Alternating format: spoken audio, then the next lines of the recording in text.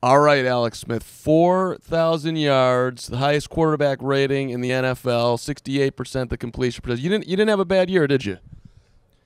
I mean, I'd love to be playing right now, but yeah, I mean, I think all things considered, yeah, not too bad. So, okay, like to be playing now. I take it you put your head on the pillow at night. You got to think a little bit about the Tennessee game. Like, what's the biggest regret from that game? Yeah, I mean, I think you're right. I mean, you think about the what ifs. I certainly felt like we had an opportunity this year and let it get away from us. You know, to walk in at halftime with the score the way it was, I really felt like, you know, you should walk away with a W, but somehow didn't, you know, so obviously frustrated and, you know, like I said, you're left with what ifs. So it's the way it goes, though, you know, unless you're that last team standing. You did get to play another game, got to be in the Pro Bowl Yeah. again. I mean, I thought the Pro Bowl was pretty entertaining. Everybody talks on the Pro Bowl. I thought it was all right. You know what? I think it's gotten better. I think the last couple of years, especially down there in Orlando, the crowd, sold-out crowd, fans out of practice every day. I think gets guys want to go out there and make plays and perform. You know, and obviously, I think nobody wants to get hurt or hurt anybody.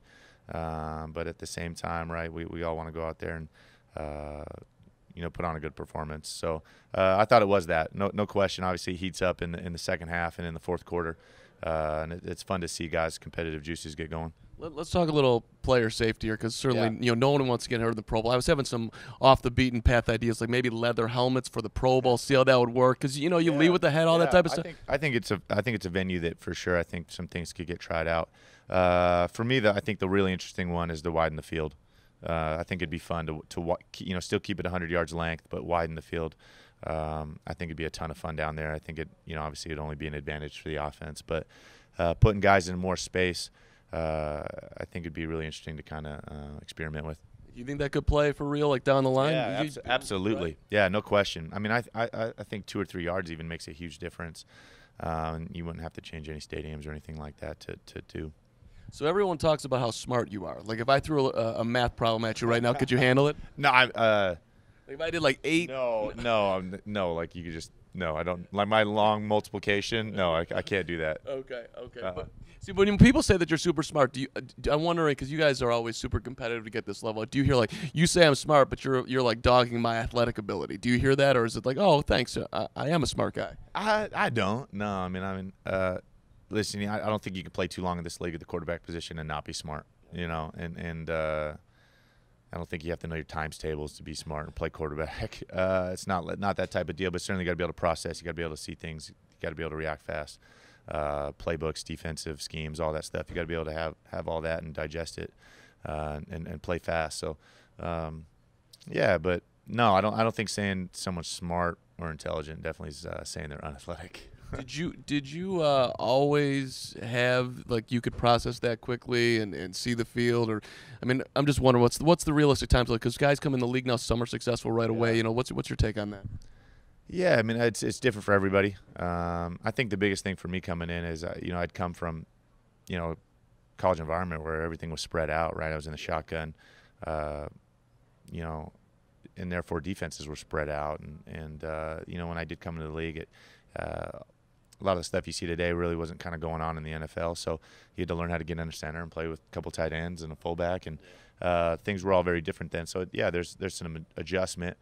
I do think nowadays, though, I think you're seeing in NFL offenses more willingness to, I think, especially as quarterbacks can do more, to do more with them, right, and to put them in space, which is, I think, fun. I mean, fun. I know I certainly enjoy not only playing in it but watching. Let's one more on player safety, because I think you're unique with this, because you were having a phenomenal season with the Niners. You get a concussion, and then Colin comes in, he plays great. You lose your gig, and then you end up in Kansas City, which obviously worked great. But guys don't want to leave the field because you know. Yeah, it's tricky for sure. You know, the concussion thing, no question. I think ultimately it does come down to a little bit, you know, guys got to be honest, right? You know, when you're getting all these questions, you get tests and you have the neurologist there, but a lot of times it's up to the guy, right? If there really are symptoms and what he's feeling, to be honest about it. And no question, every guy's dealing with, you know, how fast they want to get back out there. Yeah, the guy behind him. Those are all natural things to be dealing with. I think, you know, I think the NFL is doing a great job, though, to continue to kind of push the issue. It's getting better and better. I think all the independent stuff going on, spotters, things like that. I think everybody kind of being more conscious about it, smarter about it. And I think it'll only kind of continue to improve as we move forward. So you think the NFL does care, and it's not like window? Yeah, I think they're doing a great. Yeah, I think there's so much unknown. I think they're trying to find out more and more. And I think as we do that, I think they'll continue to make adjustments if they need to. I don't view it as that them versus us, or they're no. I don't think of it like that. You're working with FedEx, and you guys are partnering with USO and doing great stuff for the military, getting them around football. Why is this on your heart? Yeah, well, finalist for the FedEx Air Player of the Year, which is cool. And so the winner will get FedEx is going to make a $50,000 donation to the USO in the name of the winner. Fans can go out there and vote, and people can vote. It's on vote for Alex. NFL.com/FedEx. So that's cool. But the bigger thing really is FedEx partnering with the USO, and especially this time of year, connecting servicemen and women all over the world. The USO puts together football packages, and the FedEx sends it out all over the world to servicemen and women, keeping them connected to the game, and then all year round with their family and friends. I think we all, are so blessed, obviously, by what the servicemen and women in this country provide.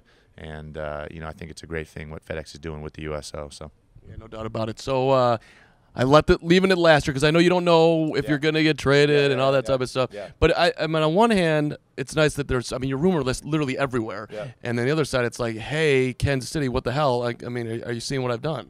I mean, I don't know how you process all that. It would anger. I think you put it a great way, right? Like, I love Kansas City. I have a year on my contract there. The guys in the locker room, the building, the fans, everything about it.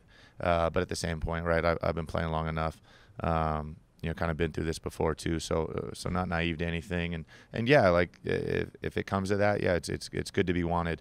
But a little bit, we're just kind of ahead of ourselves. Super Bowl this week. A lot of the stuff will get shaken out down the line. So. You got a pick for the old Super Bowl 52? Yeah, obviously hoping for a good game, I think, like everybody, but certainly rooting for the Eagles. Doug Peterson, old coach, is there. Nick Foles, good buddy, so rooting for those guys. Fair enough.